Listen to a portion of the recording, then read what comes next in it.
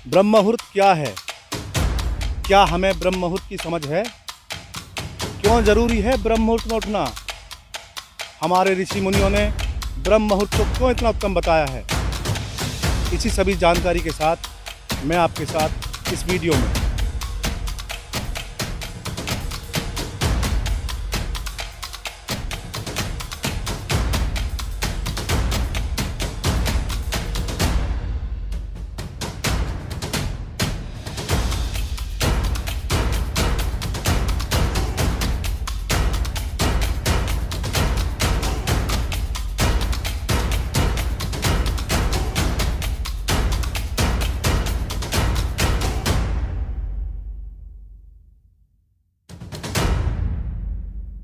ओम परम तत्वाय नारायणाय गुरुभ्यो नमः। गुरुदेव, ऐसा है जी। कि ये सुबह जो स्नान करते हैं लोग, हम्म, और कुछ लोग तो ये भी कहते हैं कि ब्रह्म मुहूर्त में स्नान सबसे ज़्यादा फायदेमंद होता है। हम्म। तो हम लोग तो ऐसा है कि जितना जल्दी उठे उतना जल्दी स्नान कर लेते हैं, लेकिन जी। इसका ड्यूरेशन क्या होना चाहिए ठीक जिससे ठीक कि आदमी को उस समय में स्नान कर ले? जी। ठीक ठीक ठीक। देखो, सबसे पहले तो मैं बताना चाहूँगा कि ब्रह्म मुहूर्त क्या है। और एक योगी के लिए, जहाँ योगी शब्द की बात आती है तो वहाँ पर डिसिप्लिन आ जाता है आपके सामने। और जहाँ तक कि आपके ब्रह्म मुहूर्त के प्रश्न की बात है, तो आज के वैज्ञानिक युग में जैसा लोग हर बात को वैज्ञानिकता पे परख के देखते हैं, और कुछ लोग ये भी मानते हैं कि जो भी हमारे ऋषि मुनि हैं, कुछ लोग, मैंने ज़्यादा को नहीं कहा, कि वो किंवदंतियों पे चलते हैं। परंतु मैं बता दूं कि हमारे ऋषि मुनि आज के वैज्ञानिक से युग से ज़्यादा वैज्ञानिक थे, और उनकी वैज्ञानिकता जो थी वो आपके पूरे के पूरे जीवन पर आधारित थी। और उससे में भी इम्पोर्टेंट बात ये थी कि उन्होंने स्वास्थ्य को प्रथम स्थान दिया। अब जहाँ तक ये ध्यान यात्रा है, तो यहाँ पर सबसे पहला रूल जो है, किसी इंसान को योगी बनना है तो सबसे पहले उसकी लाइफ में डिसिप्लिन होना बहुत ज़रूरी है। डिसिप्लिन चाहे खाने से रिलेटेड हो, चाहे उठने से रिलेटेड हो, बैठने से रिलेटेड हो, किसी भी तरह का डिसिप्लिन होना बहुत ज़रूरी है। तो आपने कहा कि ब्रह्म मुहूर्त में मैं उठता हूँ और मैं नहाता हूँ। सबसे पहले तो हम ये जानें कि ब्रह्म मुहूर्त कब से कब तक होता है। मैं सिंपल शब्दों में कहूँ, जो एक कुदरत की घड़ी है उसके हिसाब से सुबह 2 बजे से लेकर के 5 बजे का टाइम जो होता है वो ब्रह्म मुहूर्त का होता है। और ब्रह्म मुहूर्त में नहाना भी चाहिए, किससे? जो भूमिगत जल हो, हमें उससे नहाना चाहिए। जब हम ब्रह्म मुहूर्त में उठते हैं और जब नहाते हैं तो आपकी बॉडी में एक बहुत ही अलग टाइप का केमिकल रिएक्शन होता है। जैसे हमारी बॉडी संतुलन में रहना चाहती है, हमेशा संतुलन में। अगर मान लो थोड़ी सी गर्मी हो जाएगी तो तुम गौर करोगे कि आपकी बॉडी ना पसीना निकाल रही है। इसका मतलब ये हुआ कि बॉडी जो है, आप जो है इन्वायरमेंट में वो नहीं हो पा रहे कनेक्ट सही से, तो वो पसीना निकाल कर उसको ठंडा कर रही है। और अगर सर्दी आ जाए तो तुम देखना आप कांपने लगते हो, तो आप क्या करते हो? वस्त्रों को ओढ़ लेते हो बहुत ज़्यादा। तो वहाँ पर क्या होता है कि गर्मी आ जाती है, फिर आपकी बॉडी संतुलन में आ जाती है। बिल्कुल वैसी बात है, जब हम ब्रह्म मुहूर्त में नहाते हैं तो क्या होता है, हमारे अंदर एसिड बढ़ जाता है। तुम देखना, जो व्यक्ति नहा के आता है ना, वो बिल्कुल भी नहीं कांपता, बोला बहुत अच्छा लग रहा है, बहुत बढ़िया लग रहा है। तो आपकी बॉडी के अंदर एसिड की जो है मात्रा बढ़ जाती है। और जब एसिड की मात्रा बढ़ जाती है तो क्या होता है, फिर आप उसके बाद में वेदों के हिसाब से, ग्रंथों के हिसाब से, और बहुत अच्छे अच्छे चरक जैसे या बाघ भट्टी जैसे विचारकों के हिसाब से, जो ऋषि रहे हैं हमारे, उनके हिसाब से हमें भोजन जो है सुदौसी सुबह सुबह कर लेना चाहिए। अब आप भोजन करने के लिए जा रहे हैं, आपके पास में पाचक रसायनों का अभाव है। ऐसी स्थिति में, या ये मान लीजिए कि मानो जैसे आपका जो है गैस जल रहा है, उसकी आग बहुत मंदी है, तो खाना जो आपने रखा पकने के लिए, उसको काफ़ी टाइम लग जाएगा बनने में। तो जब आप नहाए तो आपकी बॉडी ने एक संकेत दिया कि भाई ठंड बढ़ गई है, तो उसने आपकी बॉडी के अंदर गर्मी बढ़ा दी। और जब गर्मी बढ़ी तो गर्मी बढ़ाने का हमारे अंदर जो मेन काम करता है वो आपका करता है एसिड, पित्त। जैसा कि हमारी बॉडी जो है वात पित्त कफ पे आधारित है।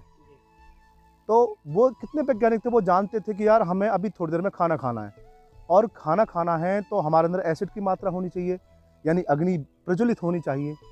और जब अग्नि प्रज्वलित होगी तो खाने का प्रॉपर डाइजेशन होगा।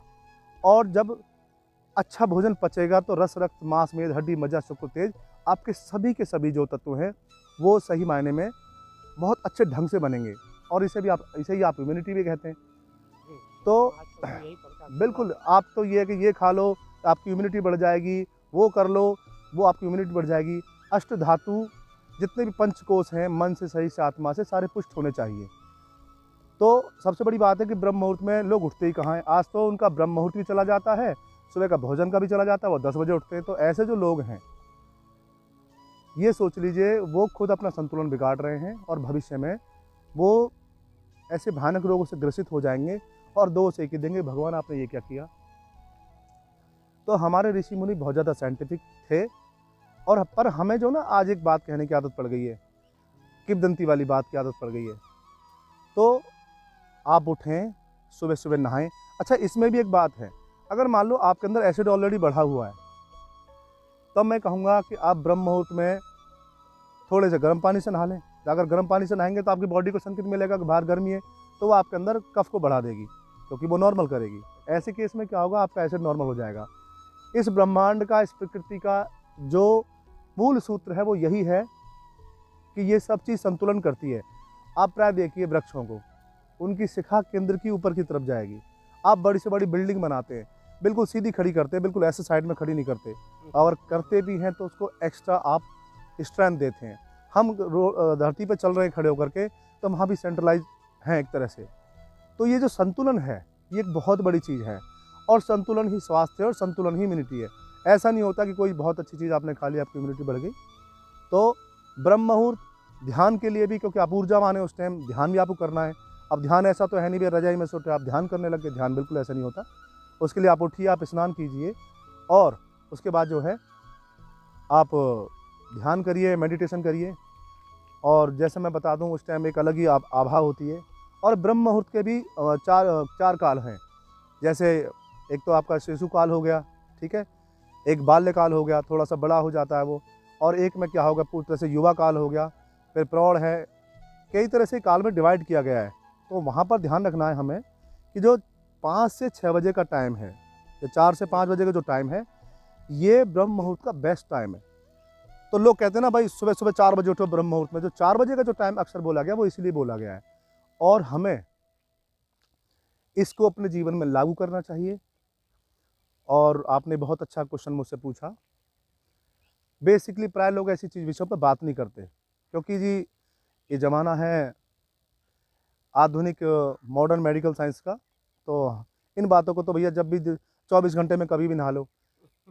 हमने एक उदाहरण सुना है, गौतम ऋषि गए और सुबह सुबह नहाए, तो वहाँ पर उनके साथ कुछ ऐसा केस हुआ, तो वो भी ब्रह्म मुहूर्त की बात है।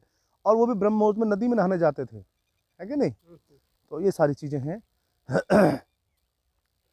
एक बात ध्यान रखना ना, जीवन की पूर्णता तभी आएगी जब आप सही मायने में संतुलन में आएंगे।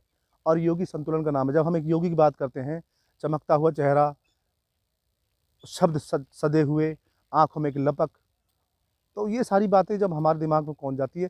अच्छा, एक बात और मैं बताता हूँ आपको साया जी, कि योगी हजारों साल जिंदा रह सकता है, आज का साइंटिस्ट नहीं जिंदा रह सकता। 60, 70, 80 बहुत हो गया। बहुत हो गया।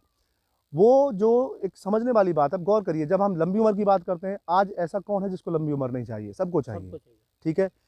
इतनी सारी दवाइयाँ हैं, फिर भी आप 50 क्रॉस नहीं कर पा रहे हैं, उनके पास व्यवस्थाएं नहीं हैं, फिर भी वो हजारों साल जिंदा रह सकते हैं। और मैं आपको बहुत ही व्यक्तिगत रूप से एक बात बताना चाहता हूँ।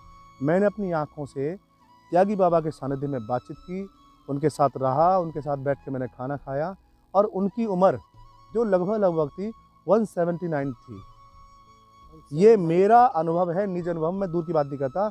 और जब मैं त्यागी बाबा के जीवन में गया और मैंने अनुभव किया, तो मैंने देखा उठने बैठने का तो था ही था, खाने पीने का, बातचीत करने का, मिलने का भी उनका एक वक्त था। तो वो इतने व्यवस्थित थे।